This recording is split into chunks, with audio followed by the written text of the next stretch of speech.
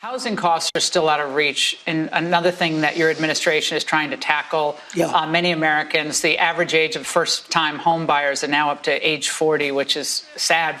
The country you and I grew up in. I inherited that. Look, you have to understand. Right, but let me get to the question, though, because your housing director has proposed something that has enraged your MAGA friends, which is this 50-year mortgage idea. Well, before we proceed, I think I should give you guys this disclaimer. Yes, I am a proud conservative. I am a proud Republican. However, there's going to be times here where you find myself disagreeing with President Trump. That's right. So if you are looking for a content creator, that's just going to be an echo chamber and agree with whatever the president says, I'm sorry to tell you, I'm not your guy.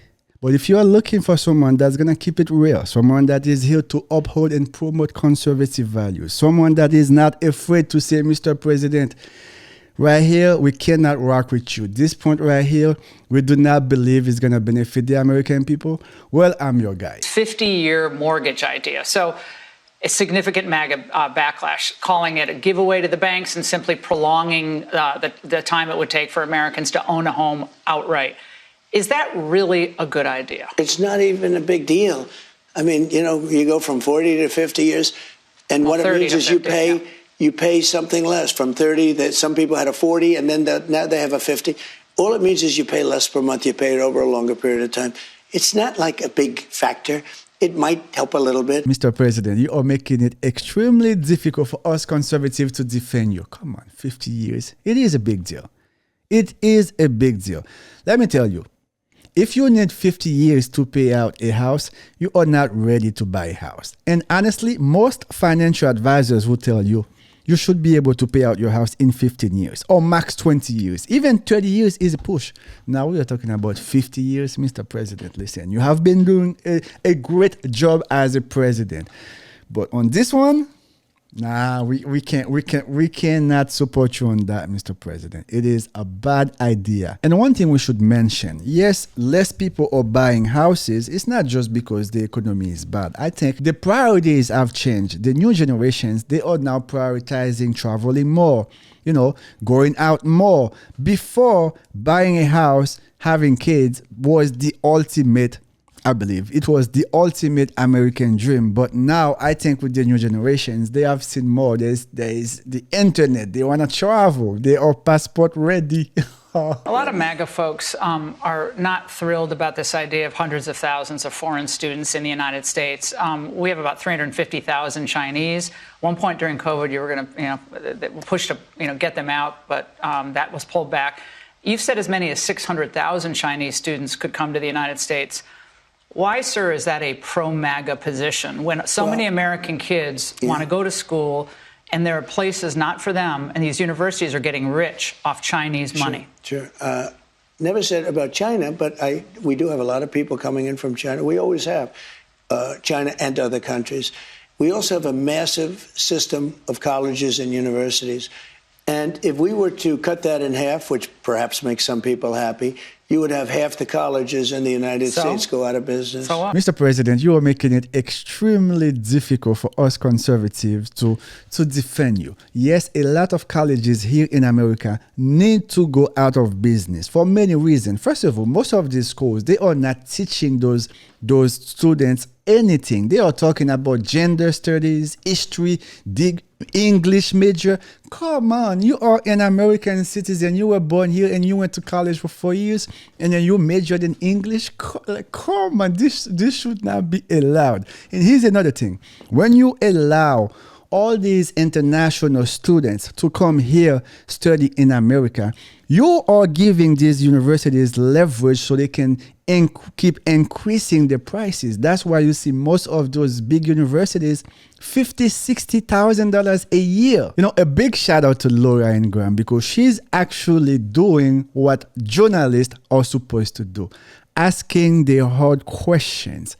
Big shout out to her. This table is going to surprise you because I myself was very surprised. I had a couple questions. The first question I asked myself was, how much money the government is giving to all the Ivy League schools?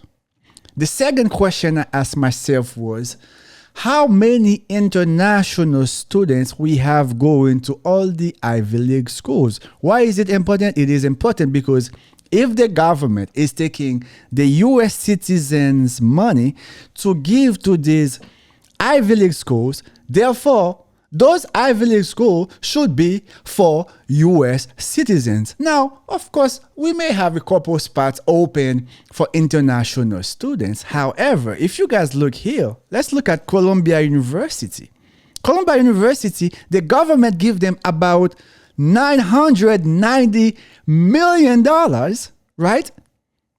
And we're talking about a year. They have almost 17,000 international students. Almost 40% of the school is international students. This is unacceptable. Now, we know Columbia University has gone woke a long time ago, but this is unacceptable. You cannot be giving the school almost $1 billion a year, if not even more.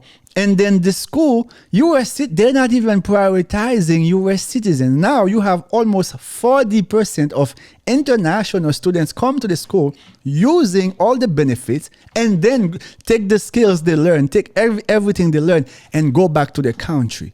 What did we get in this transaction? What did the taxpayer get when all these international students come here, learn, use the benefit of the schools, use the name, the reputation of the school that the American people are paying for, and then they go back to China, they go back to Canada, they go back to UK. What did we get? Cornell University, about 26% of the school is international students. Unacceptable. While they are getting over $700 million of their American taxpayer money, and they are not prioritizing American citizens.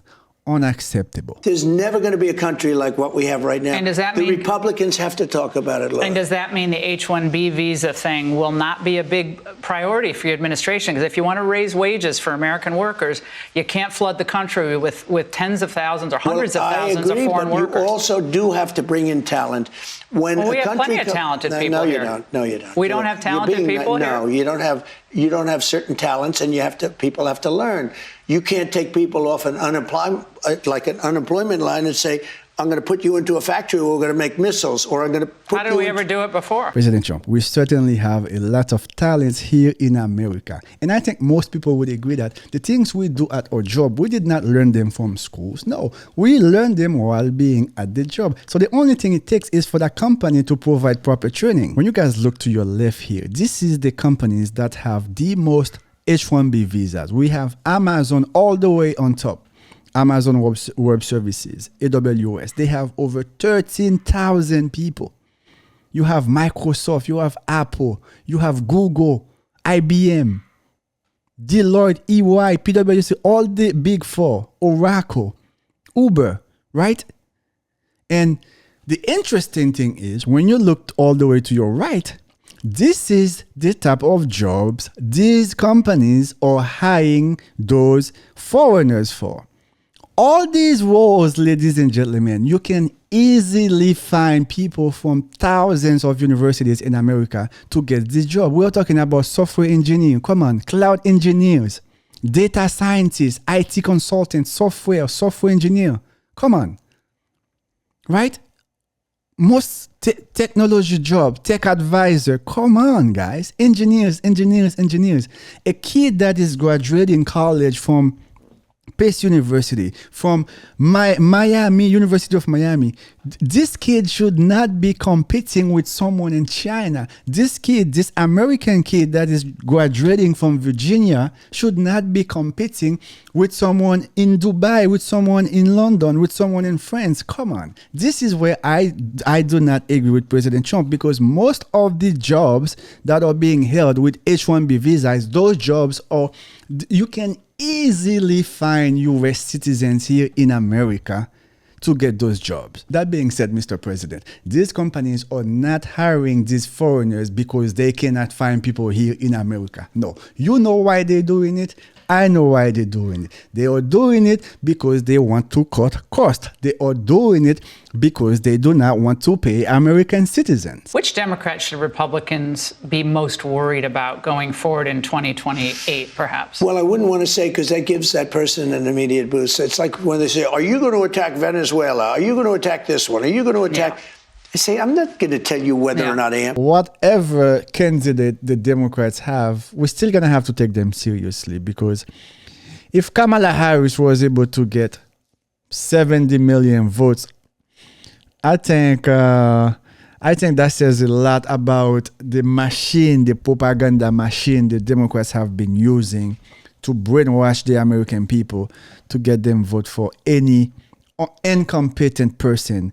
And honestly, I don't think anyone could be worse than Kamala Harris, unless if they choose Jasmine Crockett or AOC. Those are the two individuals I see that would be a worse pick than Kamala Harris. As always, guys, thanks for watching. If you have not subscribed, go ahead and hit that subscribe button as I continue to bring more, but most importantly, better content, and call out the nonsense from the left.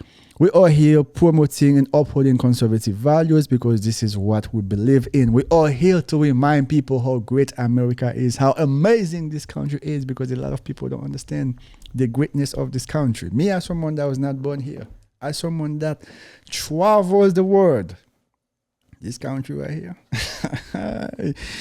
Listen, may God bless you, and may God bless the best country on the planet. May God bless the United States of America.